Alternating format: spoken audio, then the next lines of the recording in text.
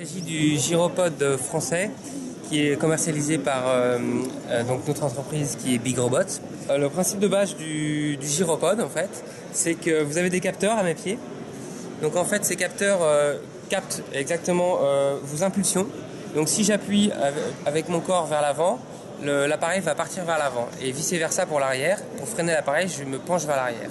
Ensuite, nous avons un bras qui permet de dire à l'appareil de tourner à droite ou à gauche. Il fait 23 kg et nous le vendons avec une formation de 3 heures à votre domicile.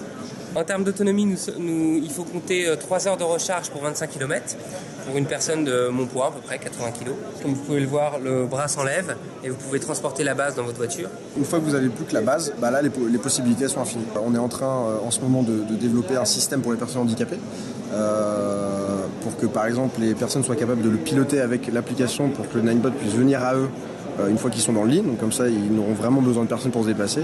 Ils commandent le Ninebot vient à côté d'eux, ils s'installent dessus.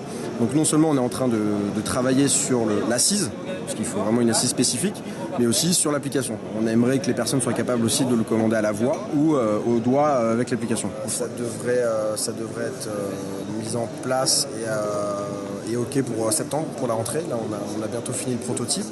Ensuite les deuxièmes possibilités, ça peut être pour les centres logistiques. On pourrait transformer le Ninebot comme une sorte de caddie motorisé qui suivrait le logisticien soit à la voix, soit avec une application. On peut même aller plus loin en pensant avec des systèmes de Bluetooth, de faire interagir en fait le Ninebot avec une clé qui serait sur la personne et qui fera en sorte que le Ninebot suive cette clé toujours à 1 mètre de distance par exemple. On peut vraiment tout imaginer.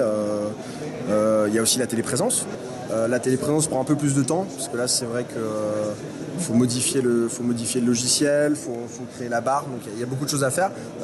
Mais on pense que pour la rentrée, la téléprésence sera mise en place aussi. Pour les personnes handicapées, c'est sûr.